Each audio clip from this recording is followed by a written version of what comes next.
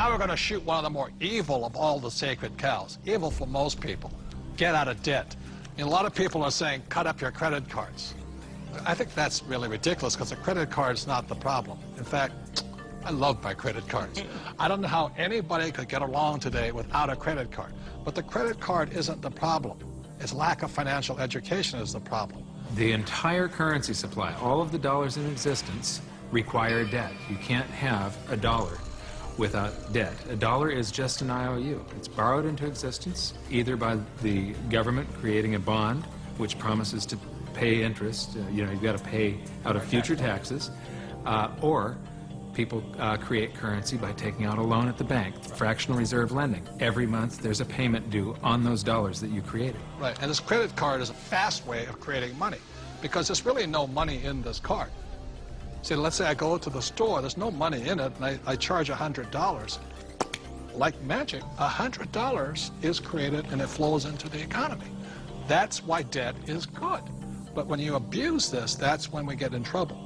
So I think, Mr. Rodney here, you see the horror stories of bad debt, don't you? Yeah, I see people walk into my office that make $150,000 a year, but they have $250,000 in credit card debt.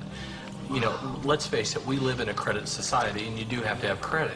And we have to learn how to survive and thrive in our credit economy that we are. But, people are walking in, and they have this bad debt. They're asking, what do we do with it? Well, number one, you try to pay off the bad debt so you can invest in good debt, which would be real estate. And we love debt, don't we? Yeah, we have a lot of debt. Our real estate that we own is all basically financed with our tenants. So that's what I consider to be good debt. So when we get real estate, we get proper leverage, and it's paid by all the residents who live in all of our projects. Well, and it's not just real estate. Business is the same way. I mean, we have good debt in business as well, so that the business is paying. We have debt in our business. That's how we grow, and it's the cash flow from the business that's able to pay the debt, and the debt creates more cash flow. Time out. Capital gains versus cash flow. See, in my opinion, 90% of the people invest for capital gains. That's why they say, well, my stock price went up or my house went up in value. That's capital gains. People like myself understand cash flow. In other words, I want a steady paycheck every single month. For example, my apartment house, every month it puts cash flow in my pocket. So if you want to be rich, you have to know the difference between capital gains and cash flow. Capital gains is technically gambling. You're hoping something will change. Cash flow is more guaranteed. I want that income every month. So very intelligent investors invest for both capital gains and cash flow. People say, I like real estate. I don't really like real estate. I just love debt because it's so easy to get a loan on real estate, right? Well, here, I like the analogy that you use sometimes. Say if you put $1 million of cash into a mutual fund, you get whatever you get paid.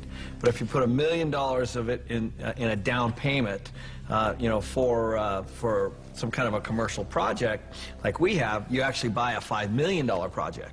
Right. So you're actually getting a $5 million asset with $1 million versus $1 million of mutual funds, and so the value you're creating on that real estate is on the $5 million, not the $1 million. Well, by using banks' leverage. And the tax benefits that you get on the real estate isn't on the $1 million either. It's on the $5 million. So you not only increased leverage on your cash flow and on your growth in your asset, but you've also increased your leverage on your taxes. Well, here's what we're doing.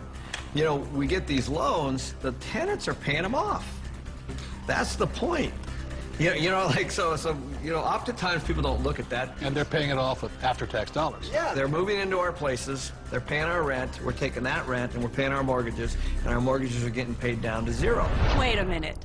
Ken's talking about these million-dollar deals. Let me tell you how I started.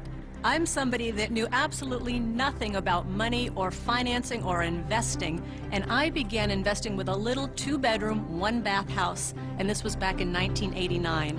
The house cost me $45,000. I had to put down $5,000, of which I didn't have, and I had a mortgage or good debt of $40,000. And the reason it was good debt is because every month I would collect the rent, I would pay the expenses, I would pay my mortgage payment, and at the end of the month, I had a positive cash flow of $25. Now, It wasn't a lot, but it was a start. And from there I learned, and I did my next investment and my next investment. So it was good debt because that debt put money in my pocket every single month.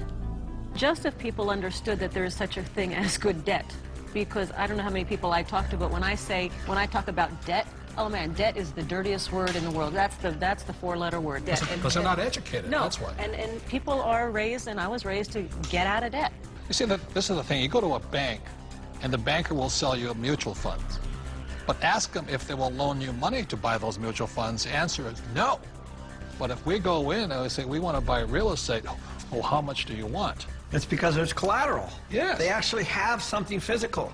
That's it. Yeah, they'll sell you mutual funds, but they won't lend you money on mutual funds. That should tell you something. That should be a quick indicator. Dear God, what are you trying to tell me?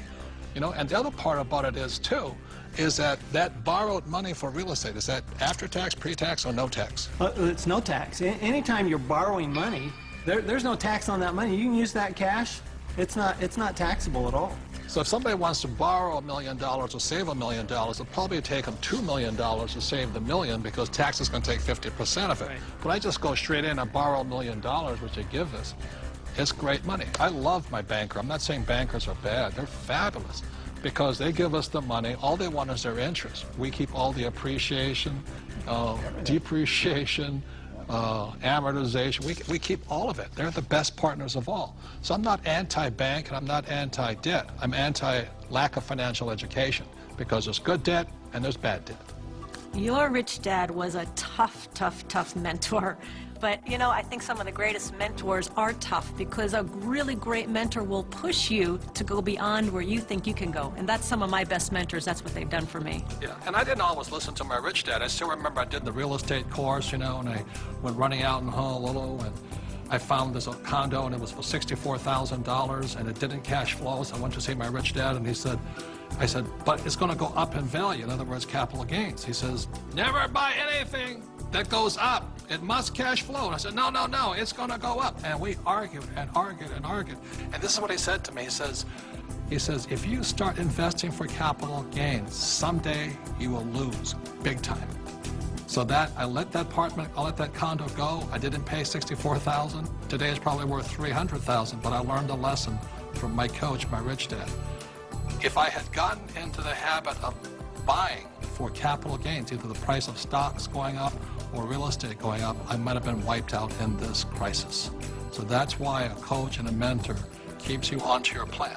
And helps you create and develop very, very good financial habits. Because if you have poor financial habits, as you're in your personal life, you're going to take those into your investment life. So one of the most important things is they will help you develop great financial habits. Because when markets go up, greed sets in, and greed makes people stupid.